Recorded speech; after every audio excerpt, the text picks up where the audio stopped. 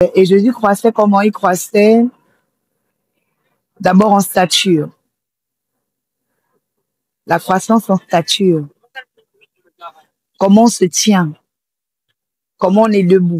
Comment on parle? Comment on se comporte? Et je me suis rendu compte que quand on est chrétien, en fait, on n'est pas éveillé sur la stature. On ne grandit pas dans la stature. On veut grandir seulement dans les prières, les jeûnes, mais notre stature ne grandit pas. Quelqu'un dit, Seigneur, fais grandir ma stature. Amen. La stature est importante.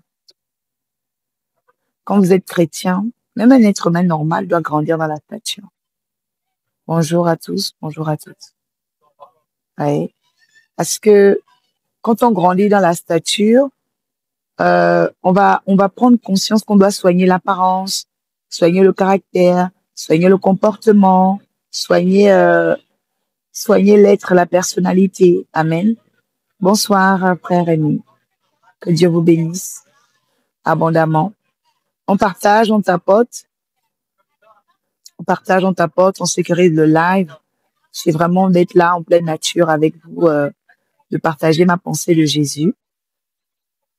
Puisque je suis à la fin, il reste juste demain, hein, pour l'après-baptême. Donc, je crois qu'il y a des chrétiens, il y a des frères, des sœurs, qui sont chrétiens et chrétiennes et qui ont vraiment besoin de shifter, d'aller dans une nouvelle saison. Voilà. Servant de Dieu, Catherine, prophétesse Catherine, soyez richement bénie. Effectivement, vous étiez magnifique dans votre robe verte. J'aime le vert parce que j'aime les arbres. Que Dieu vous bénisse abondamment.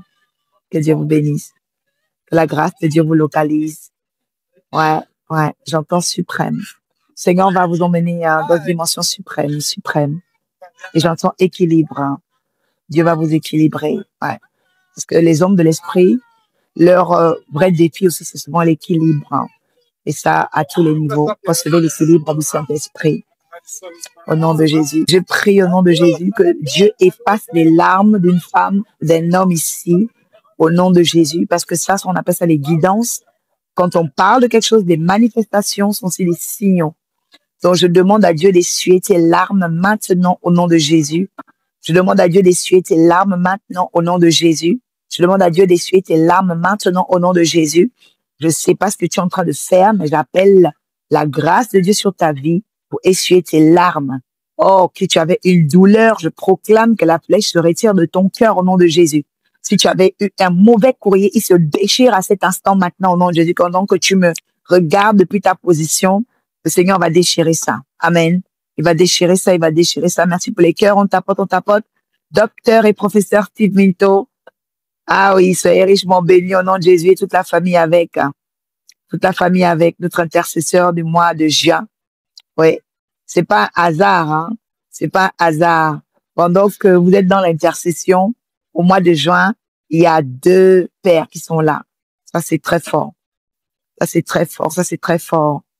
Je bénis Dieu pour toutes les guidances, les synchronicités qui sont en train de s'établir. Donc, bien aimé, j'étais sur la pensée de Jésus. La Bible dit dans le livre de Luc que Jésus, enfant, croissait en stature. Amen.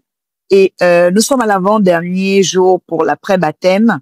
Nous tous, on a été baptisés pour être dans l'église. Mais je veux dire à quelqu'un que la volonté de Dieu n'est pas seulement de nous garder dans l'église, mais de nous emmener à croître, à évoluer dans la stature. Amen. Quelqu'un dit, Dieu veut que je puisse croître et évoluer dans ma stature. Écris ça ici. Amen. Vous savez, dans la stature, on a la présentation. Dans la stature, on a le caractère. Dans la stature, on a le comportement. Dans la stature, on a l'image.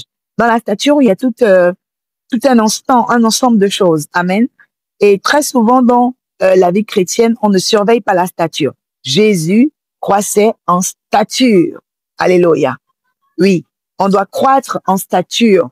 Tu regardes un homme, une femme de Dieu, tu vois qu'elle est en train de croître dans la stature. Amen. Tu vois un chrétien. Alléluia. Amen. Oh, voilà le frère Rémi. Vous voyez comment le Saint-Esprit fait les choses? Voilà, il y sera baptisé en 2026. Très bonne décision. Alléluia. Acclamons pour notre frère. Amen, amen. Waouh. Un frère de plus dans le royaume. En tout cas, Si vous pouvez aller regarder les enseignements dans Arche de l'Alliance, ambassadeur du ministère, tu peux mettre le lien là. Je parle depuis le mois de mai, hein, parce que le bishop Dadi Shekina m'avait dit, ma fille reprend le live, mais cette fois-ci sur TikTok, parce qu'avant j'étais sur Facebook, et le sujet, la thématique, tu la développes pendant 3 jours. Et vraiment, je bénis Dieu. Donc depuis le mois de mai, juin, là c'est le 2e mois, j'ai vraiment pris le temps d'enseigner sur le baptême, différents types de baptême, et l'après-baptême, ok? Donc là, on a l'avant-dernier jour et vous venez au bon moment. Gloire à Dieu pour votre baptême en 2026. Pour vous dire, vous avez choisi la bonne part, continuez dans cette ligne, dans cette dimension. Amen. Vous êtes dans quelle ville? Et dans quelle assemblée? Voilà. Et que Dieu bénisse le baptiste qui va prendre soin de votre âme, de votre vie. Amen. Voilà. Donc, nous sommes en train de parler de la stature. Le Seigneur Jésus veut que nous évoluions dans notre stature. Ça veut dire, avant d'être baptisé, avant d'être chrétienne, tu avais une certaine stature, donc un comportement un peu, voilà. Mais quand tu entres dans le Seigneur, cette connaissance-là me dit que sa parole est une lumière à nos sentiers. Un sentier, c'est un chemin où on marche. Amen. Donc, si tu dois évoluer dans ta stature chrétienne, ça veut dire que tu dois comprendre maintenant les endroits où tu dois marcher. Est-ce que vous savez qu'il y a des endroits, si vous marchez là-bas, vous allez évoluer. Vous allez percer, vous allez, vous voyez, il y a par exemple des gens qui ont shifté en une seule veillée de prière parce que le bishop Dadi Shekina a libéré des mystères. Amen. Sur le surnaturel. Donc, à cause du fait que la personne a emprunté le bon sentier, eh ben, elle a reçu 3 onctions. Il y avait 3 hommes de Dieu. Amen. Elle a reçu 3 grâces. On peut même dire que la personne a gagné 3 ans. Vous voyez? Ou encore racheté 3 ans. Vous voyez? Parce qu'un homme de Dieu, quand il vient, il marque. Ouais.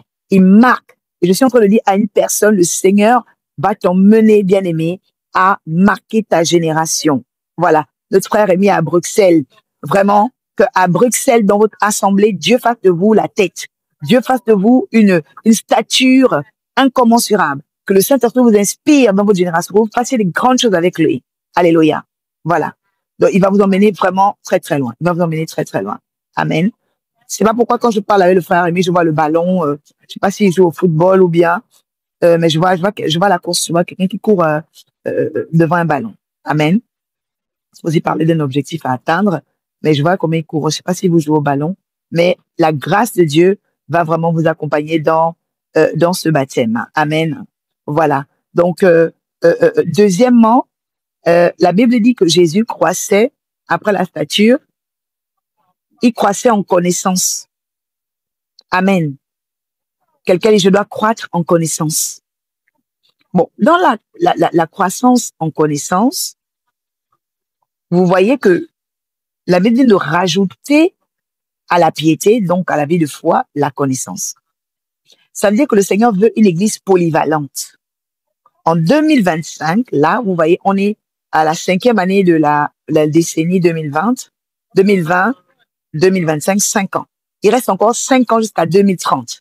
Et je prophétise aujourd'hui que pendant ces 5 années-là, le Seigneur te fasse grâce de croître dans la dimension, bien aimé, de la stature et de la connaissance. Ça veut dire quoi? Quelqu'un qui commence à croître dans la dimension de la connaissance va devenir polyvalent. Amen. Voilà. Tu vas développer la polyvalence. Quelqu'un dit, je veux devenir polyvalente. Amen. Regardez un peu le bishop Dadi Shekina. Il enseigne. Deuxièmement, il chante. Troisièmement, il prophétise. Quatrièmement, il fait des délivrances. Alléluia. Cinquièmement, il est homme d'affaires. Alléluia. Il est homme d'affaires. Il est homme d'affaires. Il achète des parcelles, il construit. Il achète des parcelles, il construit. Vous voyez? C'est ça, une église bâtisseuse. Une église polyvalente. Je suis en train de prophétiser au nom de Jésus-Christ de Nazareth. Tu seras dans ton église, tu auras un rôle dans l'église. Peut-être à l'accueil, chanter et tout. Amen. Dans ton église, tu vas aussi sauver les âmes. Tu vas devenir une femme qui va évangéliser. Tu vas être une femme qui va parler du Seigneur. Tu vas sauver les âmes. Alléluia. Parce que quelqu'un qui emmène une âme dans l'église, il donne quoi? Il donne la promesse de stabilité. Vous voyez? La Bible dit, nous étions errants et vagabonds. Chacun marchait selon les volontés de la chair. Mais il est plus à Dieu de nous envoyer son Fils qui nous a arraché les ténèbres à son admirable lumière pour faire de nous un peuple acquis, une race bénie, un sacerdoce royal. Est-ce que c'est pas beau? Est-ce que c'est pas beau? Quelqu'un du Seigneur m'a appelé pour être dans son admirable lumière. Un sacerdoce royal. Toi qui es là, tu es une reine. Toi qui es là, tu es un roi. Amen. Donc, la vie chrétienne, venir à l'église, quelqu'un qui t'invite à l'église, il te donne la promesse de la stabilité. Oh, quelqu'un dit, Seigneur, aide-moi à stabiliser quelqu'un cette année. Amen. Donc là, nous sommes au 6e mois de l'année. Il reste encore 6 mois. Ça veut dire quoi? Ça veut dire que les 6 derniers mois qui sont là, le Seigneur veut emmener l'église à la polyvalence. Quelqu'un dit, je dois être polyvalente. Reçois, reçois, reçois, reçois, reçois. La polyvalence. Amen. La polyvalence. Troisièmement, tu auras un savoir avec tes mains. Peut-être la cuisine, peut-être la peinture, hein. Voilà. Un savoir avec les mains, les tresses. Vous voyez? Faut avoir un savoir avec les mains. C'est important d'avoir des doigts de bénédiction. Amen. Voilà. Un homme peut bricoler, il peut connaître faire la mécanique, il peut, hein. La polyvalence, c'est important. Jésus, vous savez quoi? Il était charpentier. Jésus était charpentier. Ça veut dire quoi? La bénédiction des mains est importante. Amen. La Bible dit que Jésus croissait en connaissance. Il était à côté de Joseph, son père. Il apprenait la charpenterie. Et dans certains évangiles qu'on appelle non canoniques, donc qui sont un peu des exégètes, dans ces évangiles-là, on lit que Jésus avait aidé, j'ai aimé ça, Jésus avait aidé, comment il s'appelle? Jésus avait aidé Joseph, son père, à bâtir le temple du roi Hérode. Ouais. J'ai lu ça dans des écritures non canonisées. C'est que Jésus avait aidé, ok, son père, parce que c'est Joseph, hein, qui était artisan de la charpente, et lui, il était, on va dire, son assistant charpentier. Et pendant qu'il aidait son père, ils avaient bâti le temple d'Hérode. Parce que vous savez que les temples, voilà, il y a des piliers, il y a des colonnes, c'est une charpente assez ostentatoire, hein, des grandes charpentes. Et donc, Jésus avait participé à la construction du temple d'Hérode. OK? Donc, ça veut dire quoi? Ça veut dire que on doit être doué des mains. Quelqu'un dit, Seigneur, aide-moi à être doué des mains. Amen. Ah oui, oui, oui. Vous savez, c'est pas toujours une fierté de penser que faut se mettre doué d'esprit. Non, faut savoir faire quelque chose avec ses mains. Amen. Ça peut être la cuisine, ça peut être la décoration, ça peut être voilà. On doit aussi être manuel, en fait. Avoir une bénédiction manuelle. Que Dieu libère la bénédiction manuelle sur toi. Quelqu'un reçoit la bénédiction manuelle ce soir. Reçoit la bénédiction manuelle. La bénédiction manuelle, ok, c'est aussi ce que d'autres vont appeler l'illumination palmaire. Vous savez qu'il y a des gens qui ont l'illumination palmaire.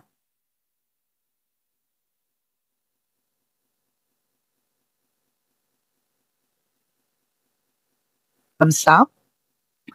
J'ai remarqué, la plupart des gens, dès que je touche leurs cheveux commencent à pousser. Voilà. Ça peut être pour des tresses, parce que je suis douée des mains, Dieu merci. Un peu, je pratique un peu moins, mais quand je touche les cheveux de quelqu'un, ses cheveux poussent. Ouais. Je pose un tissage, ça pousse, je tresse des tresses, voilà. Ça commence à pousser.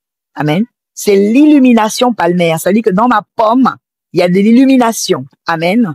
Voilà. C'est l'illumination palmaire. Il y a d'autres, on va parler de la main verte.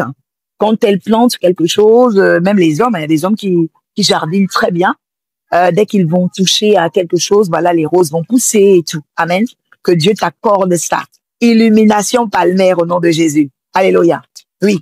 Que Dieu t'accorde l'illumination palmaire. Voilà. La prophétesse Catherine a dit son point fort, c'est l'éloquence. Amen. Voilà. Vous savez, l'éloquence, c'est l'art oratoire. Amen. C'est l'art oratoire. On appelle ça les dons vocaux. C'est l'art oratoire. Et toute personne qui est appelée de Dieu doit libérer cette grâce-là. Voilà. Doit avoir cette grâce-là.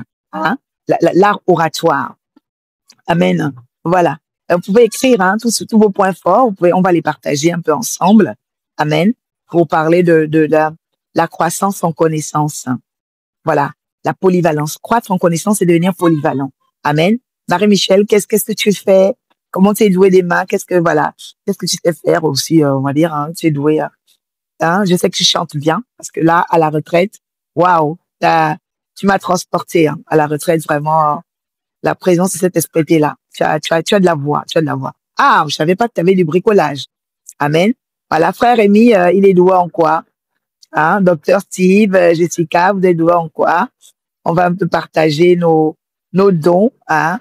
Nos dons, waouh, jardinage, amen, mécanique, wow, ah oui, ah ouais, waouh, et bricolage, waouh, ça c'est magnifique.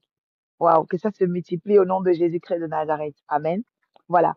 Donc, c'est de la polyvalence, vous voyez. Et là, on parle vraiment de quelqu'un qui est peut-être médecin, qui est professeur agrégé, et voilà, qui a des dons. Vous voyez. C'est vraiment important. Croître en connaissance. Croître en connaissance. Voilà. Après, la Bible dit, donc après la croissance en stature, OK? Croissance en stature. Voilà. Par exemple, vous savez, il y a des métiers qui aident les gens à progresser en stature. Par exemple, les conseillers en image. Voilà, un conseiller en image va aider le président de la République, l'ambassadeur, en tout cas quelqu'un qui a un poste honorifique, d'accord, à être bien présentable, à travailler son body language, ok? Le body language aux États-Unis est très important parce que on ne parle pas toujours par la voix, on parle aussi par les gestes. Amen. Voilà, le body language, c'est une étude, en fait, du langage corporel. Voilà, c'est l'étude du langage corporel. Comment, par le body language, on peut envoyer des signaux, des suggestions et même influencer les comportements d'une population. Attention, ouais, c'est des stratégies qui s'utilisent. Amen.